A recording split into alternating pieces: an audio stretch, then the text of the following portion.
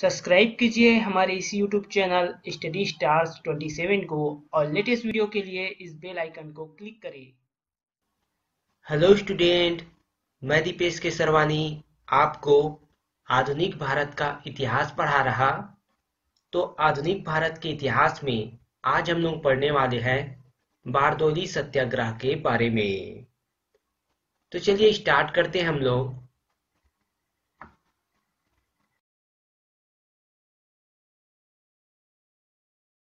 तो देखिए, बारदौली सत्याग्रह जिसके नेतृत्वकर्ता थे वल्लभ भाई पटेल। तो ये जो है आपका वीडियो, इसको आपको ध्यान से कहानी की तरह सुनना है, फिर आपको सभी चीज जो है आराम से याद हो जाएगा। तो बारदौली सत्याग्रह के नेतृत्वकर्ता थे वल्लभ भाई पटेल। स्थान था गुजरात का और जून 1928 में ये बारदौली सत्याग्रह हुआ था। सिंपल है, इन चीजों को याद रखना। कारण देखिए, बारदौली सत्याग्रह का सरकार द्वारा बढ़ाए गए कर के विरोध में सरकार ने किसानों पर जो लगान था उसे बढ़ा दिया था और उसी के विरोध में होता है बारदौली सत्याग्रह। तो देखिए, उस समय प्रांतीय सरकार ने किसानों के लगान में 22% तक की वृद्धि कर दी थी। फिर वहां पर वल्लभ भाई पटेल जाते हैं और वल्लभ भाई पटेल ने इस लगान वृद्धि का जमकर विरोध किया और सत्याग्रह स्टार्ट कर दिए। सरकार ने इस सत्याग्रह आंदोलन को कुचलने के लिए कठोर कदम उठाए, पर अंततः देखिए आप आगे, अंततः विवश होकर उसे किसानों की मांगों को मानना पड़ा। तो सरकार को यहाँ पर वल्लभ भाई पटेल के सामने झुकना पड़ जाता है और उनके सत्याग्रह के सामने सरकार जो है विवश होकर किसानों की मांगों को पूरा करते हैं। तो अब देखिए, संपूर्ण मामलों की जांच कर 22% लगान वृद्धि को गलत ठहराते हुए इसे घटाकर 6.03% कर दिया गया। तो सरकार ने जो लगान में वृद्धि किया था उसकी जांच हुई और जांच होने के बाद वो जो टैक्स 22% था उसे घटाकर 6.3% किया गया और इस प्रकार बारदौली सत्याग्रह सफल रहा। देखिए, एग्जाम में यहाँ से क्वेश्चन पूछे जाते हैं बारदौली सत्याग्रह से, इसलिए आप इन सभी चीजों को जरूर याद रखिएगा। चलिए आगे देखते हैं हम लोग इसी में।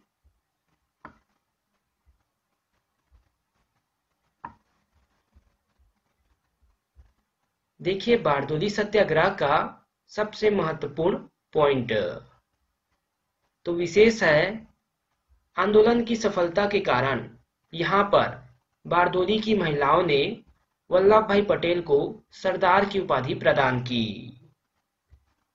तो ये क्वेश्चन जनरली पूछा जाता है कि सरदार की उपाधि वल्लभ भाई पटेल को किसने दी? तो बारदौली की महिलाओं ने।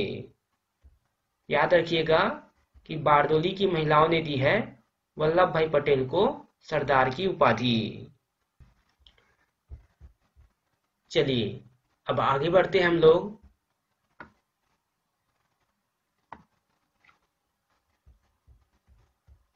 देखिए, इसके बाद केंद्रीय विधानसभा में बम विस्फोट। तो केंद्रीय विधानसभा में बम विस्फोट किया जाता है और कब किया जाता है? तो अप्रैल 1929 में। स्थान था दिल्ली और बम विस्फोट करने का कारण क्या था?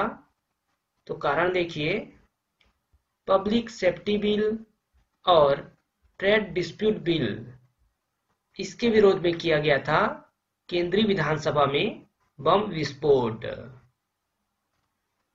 तो देखिए, जिसने विस्फोट किया था तो नेतृत्वकर्ता थे भगत सिंह और बटुकेश्वर दत्त।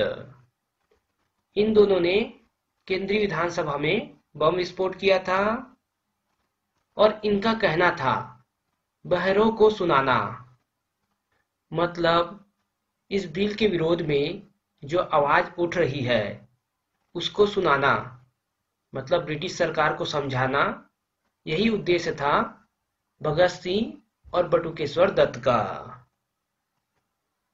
देखते हैं क्या होता है इसमें।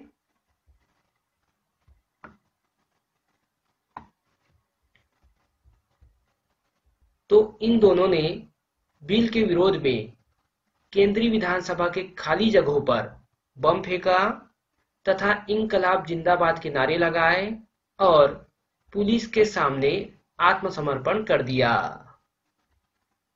तो सामान्य सा विरोध प्रदर्शन था भगत सिंह और बटुकेश्वर दत्त के द्वारा। इन्होंने क्या किया, जानबूझकर जो विधानसभा थी, केंद्रीय विधानसभा, उनके खाली जगहों पर बम फेंका। जानबूझकर खाली जगहों में बम फेंका ताकि किसी को भी किसी भी प्रकार की नुकसान ना हो। और साथ में ये आत्मसमर्पण कर देते हैं और ये इनकलाब जिंदाबाद के नारे लगाते हैं। तो इनका उद्देश्य क्लियर था कि पब्लिक सेफ्टी बिल और ट्रेड डिस्प्यूट बिल का विरोध करना। तो आगे देखिए इसी में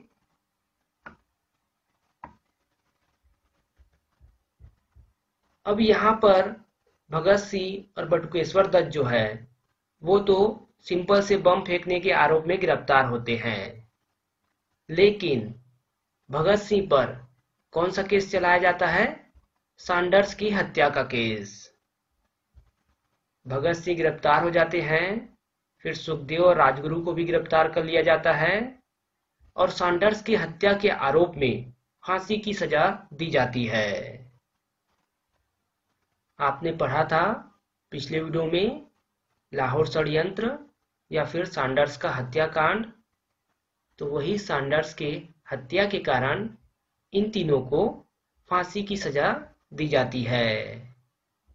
और जो बटुकेश्वर दत्त थे उन पर आरोप लगता है कि वो असेंबली में, जो केंद्रीय विधानसभा है, वहां पर बम फेंके थे।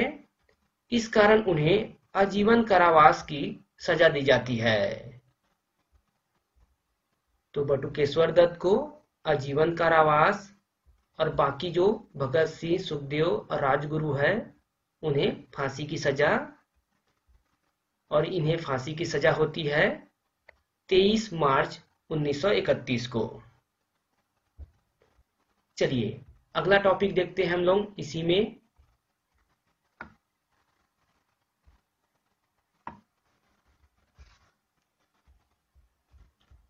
तीसरा और अहम टॉपिक नेहरू रिपोर्ट, जो कि अगस्त 1928 को लाया गया था और जिसके अध्यक्ष थे मोतीलाल नेहरू। क्यों नेहरू रिपोर्ट लाया गया था, क्या हुआ था इस समय, उसके बारे में देखिए। तो कारण था तात्कालिक भारत सचिव लॉर्ड बिर्केनहेड, उनके द्वारा भारतीयों को एक सर्वसम्मत संविधान निर्माण की चुनौती दिया जाता है।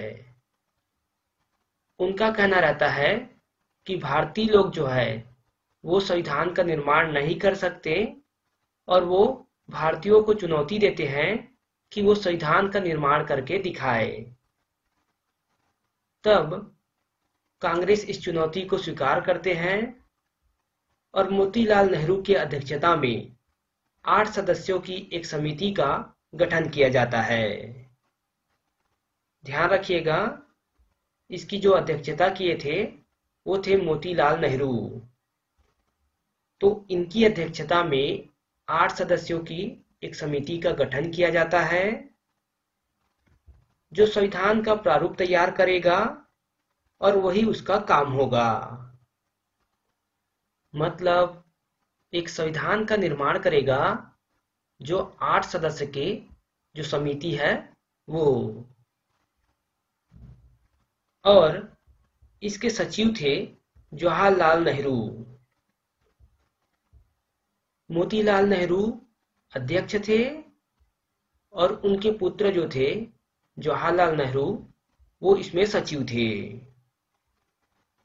तो एग्जाम में अक्सर पूछा जाता है कि नेहरू रिपोर्ट की अध्यक्षता किसने की थी, तो मोतीलाल नेहरू ने।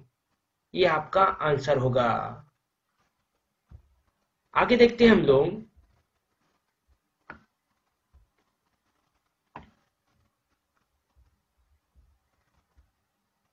देखिए, इस समिति ने, जो समिति गठित किया गया था 8 सदस्यों की, उसने 28 अगस्त 1928 को अपने रिपोर्ट को प्रस्तुत किया। एक संविधान का निर्माण करके उन्होंने 28 अगस्त 1928 को रिपोर्ट प्रस्तुत किया ब्रिटिश सरकार के सामने। परंतु ब्रिटिश सरकार ने इस रिपोर्ट को अयोग्य घोषित कर दिया, मतलब सीधे सीधे रिजेक्ट कर दिया ब्रिटिश सरकार ने नेहरू रिपोर्ट को। अब देखिए क्या होता है उसके बाद।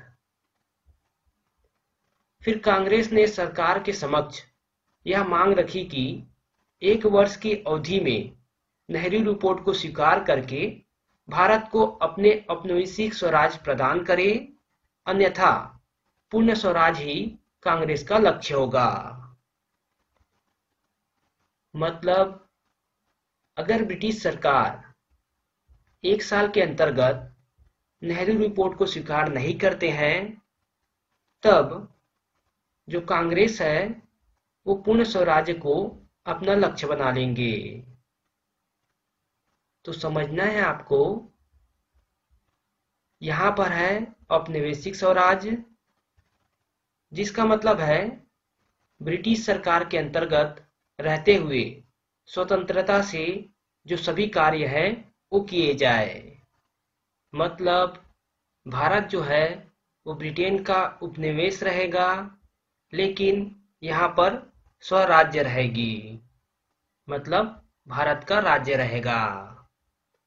परंतु पूर्ण स्वराज्य कहने का मतलब ये है कि भारत पूरी तरह से स्वतंत्र होने को अपना लक्ष्य बना लेगा। तो कांग्रेस द्वारा ब्रिटिश सरकार को ये कहा जाता है कि 1 साल में आप नेहरू रिपोर्ट को स्वीकार करें, अन्यथा पूर्ण स्वराज्य ही कांग्रेस का लक्ष्य होगा। आगे देखिए इसी में, किंतु सरकार ने इस पर जरा भी विचार नहीं किया। सरकार क्या करती है, बिल्कुल भी विचार नहीं करती है इस मामले पर। आगे देखते हैं हम लोग इसी में।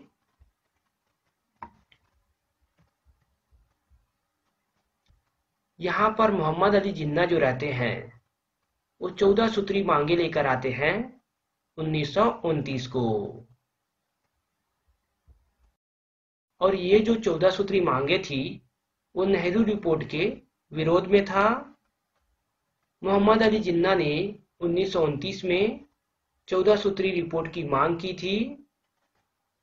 इन्होंने नेहरू रिपोर्ट के विरोध में उसी प्रकार का एक रिपोर्ट तैयार किया था और उसकी अपनी अलग से मांग की थी। तो एग्जाम में यही पूछा जाता है कि 14 सूत्री मांगे किसने रखी थी, तो मोहम्मद अली जिन्ना ने। इसके आगे का हम लोग अगले वीडियो में पढ़ेंगे। इस वीडियो को हम लोग यहीं पर समाप्त करते हैं।